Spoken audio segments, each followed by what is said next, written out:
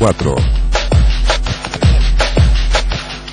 Bien, ya son las 12 del día con 10 minutos. Vamos a hablar de un tema bien interesante en el que a lo mejor hemos ido avanzando en términos de regulación, los esfuerzos que se han hecho desde las normativas, desde cómo llegan inmigrantes a nuestro país, pero nos falta todavía un cambio cultural. Estamos hablando justamente de esto, de la inmigración, que es un fenómeno que en Chile también es cada día más frecuente. Hubo una columna bien interesante hace pocos días en un diario de circulación nacional de Marcelo Sánchez, gerente general de la Fundación San Carlos de Maipo, que nos acompaña hoy día para tocar este tema. Marcelo, bienvenido. Hola Carla, hola Cristian, ¿qué tal? Aquí en Semana 24. En esa columna tú, por un lado, pones de relieve y pones sobre la mesa el tema de los inmigrantes, que es un tema hoy día cotidiano. No está por allá lejos, no es un fenómeno que viene, es un tema que ya llegó. Cada día tenemos más inmigrantes que vienen justamente buscando, muchos de ellos, un mejor pasar y que se topan a veces con frenos, con trabas, con discriminación. Tú decías cómo la ley de inclusión que ya está operando en los colegios de nuestro país puede ser una oportunidad. ¿En qué sentido? ¿Cómo podríamos empezar con este cambio cultural y cuál es la situación que viven hoy los inmigrantes en Chile? Yo creo que lo primero que hay que poner en contexto es que la migración, tal como tú mencionas, ha ido creciendo a tasas bastante importantes, bastante expansivas, sin perjuicio de que en términos de cantidad de chilenos que hay en el extranjero, prácticamente duplicamos la cantidad de extranjeros que hay en Chile. Eso debiera ir cambiando conforme pase el tiempo. Se contabilizan cerca de 470.000 personas en estatus de inmigrante en Chile, de las cuales el 12% aproximadamente corresponde a niños menores de 15 años. Y si tú miras las cifras oficiales del Ministerio de Educación, estamos hablando de un nivel de matriculados del orden de los 22.000, 23.000 niños, lo que no es consistente con el porcentaje de niños que realmente vienen con las familias migrantes. Entonces, el primer alerta desde el sistema educativo es decir, mira, bajo qué condición están los niños que están participando del sistema educativo formal. Están en calidad, entre comillas, de irregulares, aunque no debiera serlo. Ya desde hace bastante tiempo se reconoce por la vía administrativa la obligación de que todas las escuelas públicas, las escuelas municipales reciban a los niños en cualquier condición, incluso en la condición de sus padres que pudieran ser irregulares, pero muchos de esos papás no lo saben, entonces no incorporan a los niños. Pero adicionalmente se requiere una serie de trámites para poder obtener una visa de estudiante que hace que no se perfeccione para todos los efectos la posibilidad de que cuenten con un RUT y que por lo tanto puedan acceder, por ejemplo, a la subvención escolar. Ya, entonces ahí estamos viendo trabas desde el punto de vista del Estado, de los organismos, de la institucionalidad, para que, por ejemplo, esos niños se puedan sumar de buena manera a un proceso escolar que todo niño de cualquier origen debiese tener para tener el desarrollo necesario, digamos. Fíjate que nuestro marco legislativo data de más de 40 años. Esta es la última versión de la ley de migraciones para efectos de nuestro país es del año 75, es un decreto ley, el 1094. Y en la práctica ese decreto ley ha establecido de alguna forma márgenes de discrecionalidad importante para la instancia administrativa. Hasta hace poco tiempo los niños que eran considerados apátridas lo eran por una interpretación administrativa, que decía que hijos de irregulares o hijos de, entre comillas, ilegales que estaban en el país, no podían acceder a la nacionalidad y no podían tener un RUT porque se asimilaban a los turistas o a los tripulantes. En la práctica esa interpretación administrativa cambió muy recientemente, pero bueno, por suerte cambió. Hay vacíos legales tan increíbles como los que hablábamos recién. Marcelo, me gustaría saber si es que tú consideras que Chile es un país discriminador con los inmigrantes. Mira, es muy potente y terrible la pregunta a la vez, porque nos cuestiona desde lo profundo. Somos un país que ha sido formado por pueblos originarios, por migrantes, etcétera, y tenemos una clara disposición distinta al migrante que viene de Europa, al migrante que viene de Latinoamérica. Si tú analizas las distintas encuestas que se han hecho de 2008 al 2013, en donde se pregunta respecto de los inmigrantes que vienen de Latinoamérica, el 70% de las personas consideran que son inferiores a los nativos. Y eso claramente es una muestra de discriminación. El 40% de la población de migrantes latinoamericanos ha sufrido vulneración en sus derechos. Y ciertamente cuando además esa condición dice relación con los refugiados que vienen en condiciones tremendamente especiales y particulares, refugiados que vienen arrancando de situaciones políticas, que se integran acá con condiciones de idiomas diferentes, etcétera, sufren cotidianamente situaciones de discriminación. Entonces tú me das la respuesta de que somos discriminadores selectivos. Sí, absolutamente selectivos. O sea, discriminamos, pero al inmigrante latinoamericano, pero recibimos con los brazos abiertos al europeo siempre y cuando sea de un país, España, Italia. Desarrollado. Sí, evidente. Y aquí hay una situación muy particular además. Tiene que ver con todo aquello que no conocemos.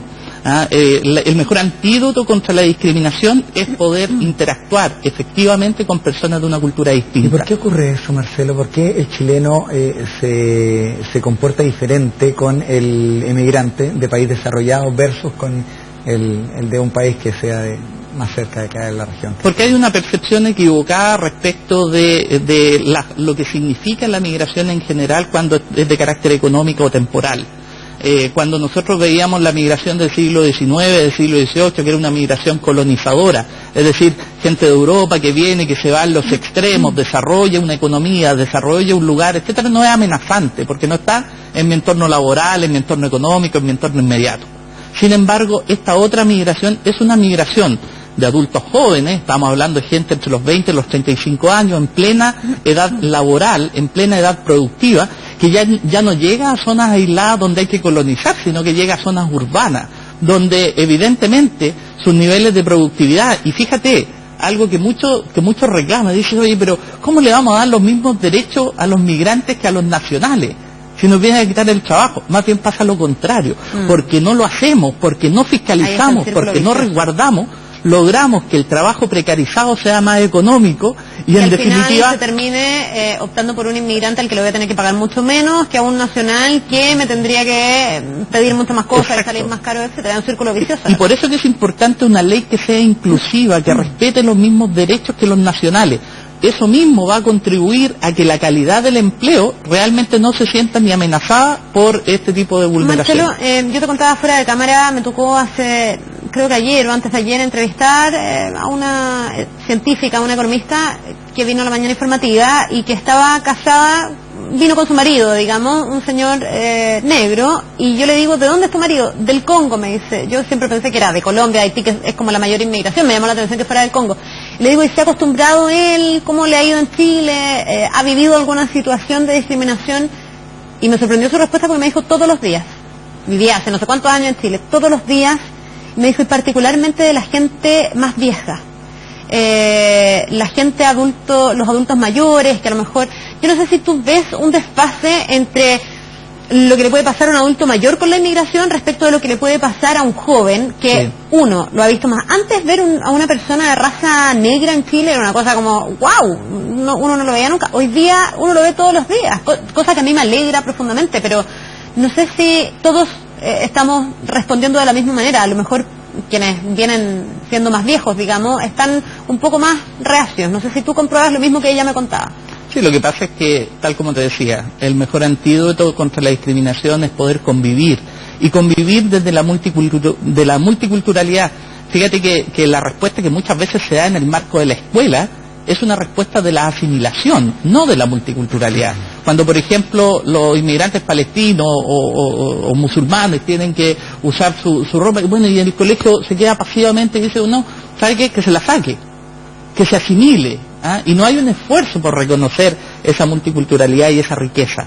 Lo que ha ido pasando en el tiempo es que efectivamente muchos más chilenos viajan al extranjero, en las generaciones de estos 30, estos 40 años que ha sido muy fuertemente, ha experimentado el tener que vivir afuera, el tener que volver, eso también ha cambiado la visión cultural. Sin embargo, efectivamente lo que tú dices, hay una reacción etaria que tiene que ver con esta menor permeabilidad que hubo desde la sociedad respecto de las condiciones de migración. Fíjate que en el caso, por ejemplo, de la gente de raza negra, nosotros no tuvimos esclavitud, o por lo menos hubo muy pocas experiencias de esclavitud de parte de algunas congregaciones religiosas que tenían muy pocos esclavos durante el tiempo de la colonia. Y sin embargo no hubo esa, por así decirlo, ese periodo de asimilación.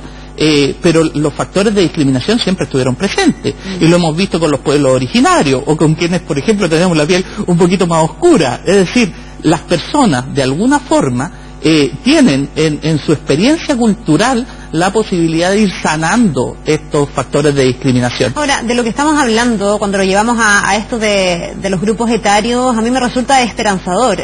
Siento que también los cambios culturales muchas veces son mucho más lentos que los cambios legislativos, que los cambios de normativa.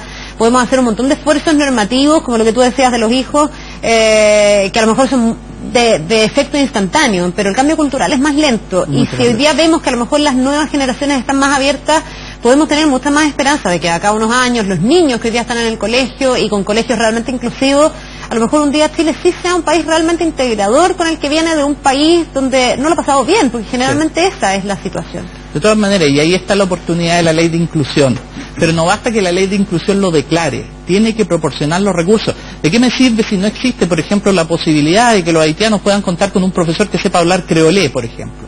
¿De qué me sirve si los déficits de aprendizaje tienen que ser resueltos por esos niños, que muchas veces además enfrentan otro tipo de situaciones? Piensa que la migración, que es de carácter económico, los papás se vinieron antes, y ellos junto con enfrentar el tener que relacionarse con los otros niños, tienen que iniciar un proceso de reunificación familiar. Entonces, es tremendamente complejo. Los colegios tienen que tener recursos para fomentar la multiculturalidad, tienen que preocuparse del tema del idioma, tienen que tener un rol activo para que los papás se integren. Dicen, mira, ¿sabes qué? Por cultura, la cultura oriental, la cultura musulmana, la cultura palestina, etcétera, probablemente participan menos de las reuniones de apoderados. Entonces, ese no es el problema de sus papás. No. Si el colegio tiene que darse cuenta que es un vector de integración social y que por lo tanto es súper relevante que tome un rol activo en la integración de esas familias. Y que finalmente aproveche, porque no se trata de solo ser consciente de que hay que ser generoso, solidario, sino que también entender, y a lo mejor ahí está la clave, entender que eso también tiene un beneficio para nuestra propia cultura.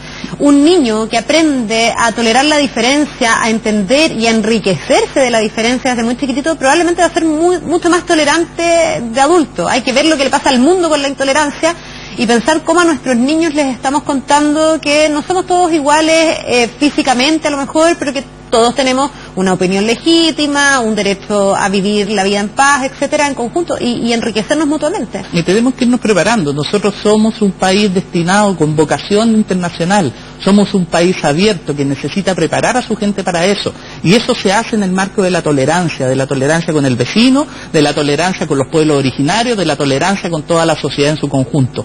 Nosotros tenemos que hacer esfuerzos porque el marco normativo que da la escuela sea también un marco de integración y de inclusión. Pero perdón, tú dices, la ley de inclusión es una oportunidad. ¿Esto es algo que tú percibes o es algo que dentro de la concepción de la ley se percibió y se busca, es parte de los objetivos? ¿O ahí tenemos una distancia entre lo que nos gustaría que fuera el efecto práctico de la ley y lo que realmente es? Se declara en la ley, pero todavía falta en la expresión de los reglamentos, por ejemplo, en la expresión programática, en programas específicos que aumenten, por ejemplo, la incorporación, la facilidad para la tramitación, por ejemplo, para las visas de estudiantes, el proceso de asimilación y de reconocimiento de los aprendizajes de los alumnos para la nivelación de estudio, el proceso de incorporación a los padres. Es decir, si la ley evidentemente da un marco, los reglamentos tienen que propender hacia generar mecanismos efectivos de inclusión de la población migrante. ¿Y qué problema tenemos acá frente, haciendo un paralelo a lo que ocurre en Europa? Y me voy a enfocar principalmente en Alemania, donde la canciller Angela Merkel recibió a muchos inmigrantes. Alemania era un país que tenía una dualidad también, en el sentido de que se sentía muy responsable de lo que había ocurrido en los campos de concentración, la Segunda Guerra Mundial. Por lo tanto, fue el país que mejor recibió a los inmigrantes que venían principalmente de la guerra civil en Siria. Eso finalmente, con el paso de los meses, le provocó un revés político al gobierno de Angela Merkel. ¿Qué similitud podría haber en Chile con nuestras autoridades políticas?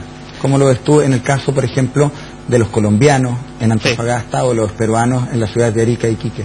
Yo creo que en tanto no exista una ley que realmente considere la migración como un asunto de derechos fundamentales y no como un sistema de control policial o de control migratorio, que es básicamente como surgió a partir del decreto del año 75. Nosotros tenemos que ir avanzando en generar ese marco legislativo que políticamente también se vaya traduciendo en generar sistemas de igualdad tanto para las personas que llegan como para los nativos que están acá. En la medida que la migración sea irregular, sea precaria, no se conforme con reconocer estos derechos que son humanos para todos los habitantes de un país determinado, sean migrantes o sean externos, siempre se van a generar estas distorsiones y siempre se van a generar estas presiones de carácter político. En la medida que nosotros vamos creando un Estado integrador, un Estado que reconoce las diferencias multiculturales, pero que vamos propendiendo a poner estas herramientas, vamos a ir reduciendo estos espacios de discriminación y espacios de exclusión que se generan en el cotidiano, en el mundo del trabajo, en el mundo de la salud, en el mundo de la educación. Por eso que la prioridad política hoy día debe ser modificar la ley, debe ser dar un marco jurídico adecuado para que esa ley esté integrada a la realidad del mundo. Mira, en 50 años más, en 30 años más, nosotros vamos a tener un déficit de personas que estén hoy día destinados al mundo laboral respecto de las necesidades que vamos a tener de crecimiento económico. ¿Y qué va a pasar en el mundo?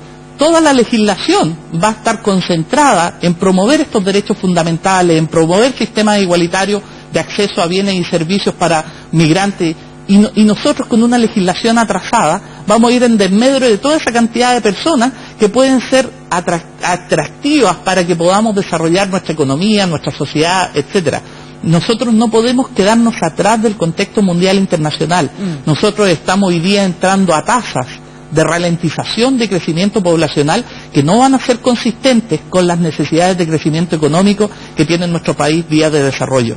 Y en consecuencia, si nosotros no adaptamos nuestra legislación y generamos el cierre de aquellas brechas o aquellos espacios que generan precarización de la migración y que en consecuencia generan problemas políticos y sociales, y no tomamos medidas hoy día en ese sentido, nosotros vamos a estar hipotecando nuestro futuro crecimiento económico y social. Es interesante el tema. Sí, muy interesante. Se está en todo caso trabajando, entiendo, y se va a presentar en algún momento una nueva política de migración para actualizar lo que tú dices, porque hay también conciencia. Desde el gobierno pasado se viene trabajando, este gobierno ha de alguna manera perfeccionado aquello y ha discutido algunas de las normativas que se estipulaban en esa nueva política nacional de migración, pero es un compromiso, así que probablemente en los próximos meses, entiendo que para esta época estaba presentado se iba a presentar el año pasado y ahora para el primer trimestre se había dicho está todavía marzo, en análisis. que entiendo que no pasó, pero ya este primer semestre deberíamos tener cambiando también el perfil del migrante. Marcelo, te queremos dar las gracias por este tiempo. Muchas gracias, Cristian. Que te vaya muy bien y que tengas un buen día. Ok,